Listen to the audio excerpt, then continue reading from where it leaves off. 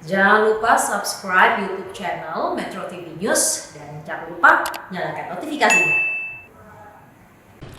Sejumlah daerah menerapkan aturan pengetatan masuk ke wilayahnya jelang libur Natal dan Tahun Baru. Daerah mana saja dan apa tujuannya? Pemaparan selengkapnya akan disampaikan Livia Ramadanti. Livia, silakan. Sumi dan juga pemirsa, Komite Penanganan COVID-19 dan Pemulihan Ekonomi Nasional telah merencanakan pengetatan kegiatan dan pergerakan masyarakat menjelang ataupun setelah libur Natal dan Tahun Baru 2021. Pengetatan ini bermaksud untuk mengantisipasi lonjakan angka penularan virus corona yang biasanya terjadi setelah libur panjang maupun juga saat libur panjang akhir pekan. Apa saja poin pengetatan yang dimaksud? Kami sudah merangkum informasinya dan berikut informasi pertama kita akan simak. Pengetatan yang dimaksud adalah oleh Wakil Ketua Komite Penanganan COVID-19 dan juga Percepatan Ekonomi Nasional ini mengatakan, Luhut Binsar Panjaitan, kami bukan menerapkan PSBB, tapi melakukan pengetatan yang terukur dan terkendali supaya penambahan dari kasus dan kematian bisa dikendalikan serta dampak ekonomi akan relatif minimal. Hal ini yang akan dilakukan oleh pemerintah pusat melalui KPCPEN agar masyarakat ini tetap bisa beraktivitas dan PSBB tidak perlu diterapkan. Lalu kita lihat daerah mana saja sebenarnya di wilayah Indonesia yang akan menerapkan aturan ini, atau tepatnya pemerintah daerah yang rentan menjadi zona merah ini juga telah menyiapkan berbagai upaya untuk mengantisipasi lonjakan kasus COVID-19 jelang masa libur Natal dan pasca Tahun Baru 2021. Mereka akan mewajibkan pemudik maupun wisatawan menjalani tes sebelum melancong. Daerah yang paling banyak dibicarakan adalah Provinsi Bali. Di sini kita lihat sudah ada surat edarannya nomor 2021 tahun 2020 bahwa mewajibkan setiap pengguna transportasi udara adalah dengan menggunakan swab negatif PCR saat akan memasuki wilayah Provinsi Bali. Kemudian juga rapid antigen ini harus dimiliki oleh setiap dari pelancong yang akan melalui jalur darat dan juga jalur laut. Selain itu juga mewajibkan setiap pelancong untuk mengisi kartu kewaspadaan atau e-hack. Kita beralih ke provinsi lainnya, ini ada di Jawa Barat. Ternyata juga di Jawa Barat sudah menerapkan sistem yang hampir serupa. Di sini ditetapkan bahwa rapid antigen ini harus dikantongi oleh setiap pelancong yang akan masuk ke wilayah Jawa Barat. Sudah dikatakan oleh Gubernur Jawa Barat berulang kali agar setiap pelancong yang akan datang harus memiliki rapid antigen, dan juga ada beberapa poin lagi yang dilarang saat perayaan Natal dan juga Tahun Baru. Di sini adalah melarang perayaan Tahun Baru, kemudian kegiatan keagamaan yang bisa mengumpulkan banyak orang, kemudian juga melarang resepsi pernikahan. Kita lihat daerah mana lagi, ternyata ada Jawa Timur. Di sini sudah juga ditetapkan bahwa mereka akan mencoba setiap warga yang akan masuk ke wilayah Jawa Timur harus mengantongi rapid antigen juga sama seperti Jawa Barat. Di sini juga ada pembatasan perjalanan lintas daerah, juga ada pengetatan program Kampung Tangguh, dan juga jam kerja akan dipersingkat. Pusat keramaian juga sudah dikoordinasikan untuk tutup pada pukul 20 waktu Indonesia Barat. Kita lihat daerah mana lagi yang sudah menerapkan atau pengetatan yang akan dilakukan selama periode libur Natal dan Tahun Baru. Ternyata di sini ada DKI Jakarta. DKI Jakarta untuk pengguna transportasi moda udara ini harus memiliki swab PCR atau rapid antigen, dan juga tadi sudah ditetapkan bahwa rapid antigen ini diperlukan bagi mereka yang akan memasuki wilayah DKI Jakarta. Dan juga ada beberapa poin lainnya yang kemudian diwacanakan oleh pemerintah Provinsi DKI Jakarta adalah tidak lagi melakukan bagi masyarakat yang akan mobilisasi di DKI Jakarta tidak memerlukan rapid antigen, namun untuk warga yang akan masuk dari luar kota saja yang memerlukan rapid antigen. 75% akan bekerja dari rumah, ini penerapan yang sudah diteken pada hari ini dan juga akan berlaku dari tanggal 18 Desember 2020 hingga tanggal 8 Januari 2021. Kemudian ada jam operasional pusat keramaian nantinya hanya akan buka hingga pukul 19 waktu Indonesia Barat atau hingga pukul 7 malam saja.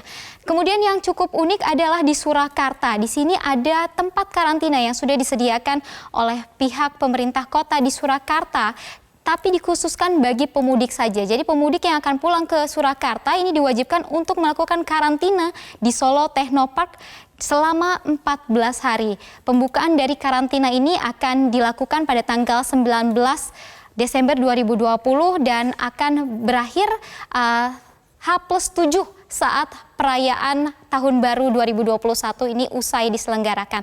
Lalu bagaimana dengan mekanisme pemeriksaan kebijakan aturan baru ini? Ternyata masih sama dengan pemeriksaan di saat masa PSBB awal berlaku. Kita bisa lihat di sini mekanisme pemeriksaannya adalah di bandara.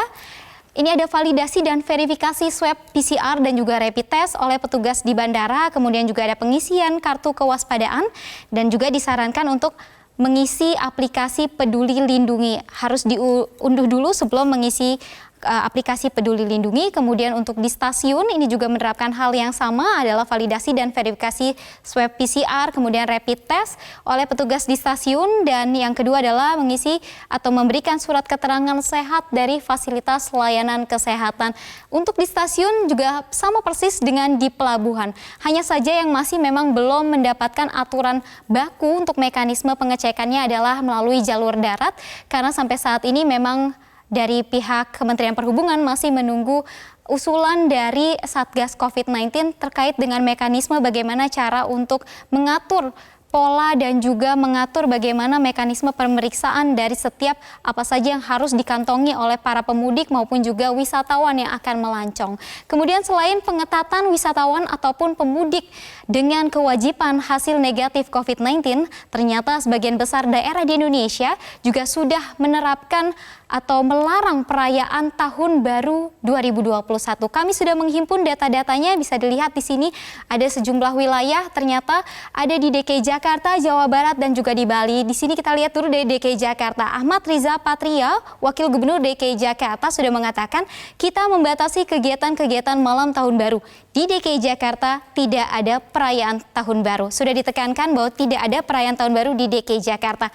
Kemudian sama halnya dengan di Jawa Barat, Gubernur Jawa Barat Ridwan Kamil sudah mengatakan tidak mengizinkan ada perayaan Tahun Baru. Di sini sudah dijelaskan. Kemudian sama halnya juga dengan di Bali.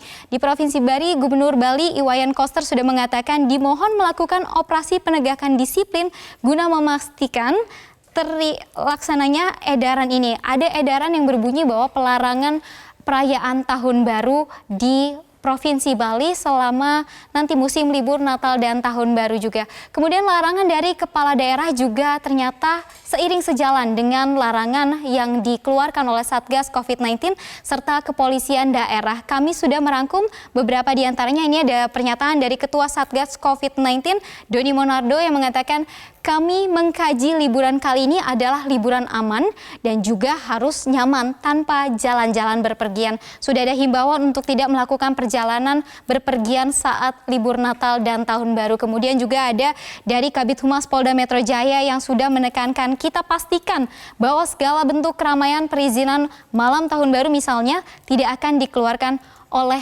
Polda Metro Jaya. Jadi baik itu dari pemerintah daerah maupun dari kepolisian tidak akan memberikan izin untuk mengadakan keramaian atau perayaan Tahun Baru. Pengetatan aktivitas jelang libur Natal dan Tahun Baru bukan tanpa alasan, karena ancaman kenaikan angka penularan COVID-19 ini nyata adanya. Data di 3 kali libur panjang selama tahun 2020 menunjukkan adanya tren peningkatan. Kami punya datanya. Kita lihat di awal bulan Mei saat itu tanggal 22 hingga 25 bulan Mei saat libur Idul Fitri, jumlah kasus harian ini naik cukup signifikan, yaitu sebesar 69% hingga 93%. Jumlah yang cukup tinggi di kala itu. Kemudian kembali lagi naik pada tanggal 20 hingga 23 Agustus, saat itu ada libur Tahun Baru Islam.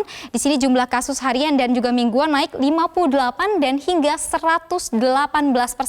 Karena protokol kesehatan COVID-19 tidak diterapkan saat menyelenggarakan liburan saat itu. Kemudian kita lihat di tanggal 28 Oktober hingga 1 November. Kembali lagi naik, positivity rate yang ada di Indonesia naik mencapai 17%. Untuk kenaikan dari masing-masing ini kemudian naik pada pekan ketiga setelah libur panjang ini dilaksanakan.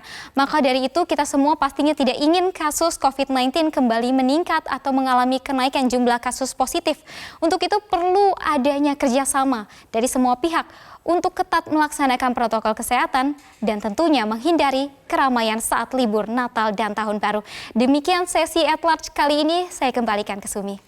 Baik, terima kasih Livia Ramadanti untuk pemaparannya.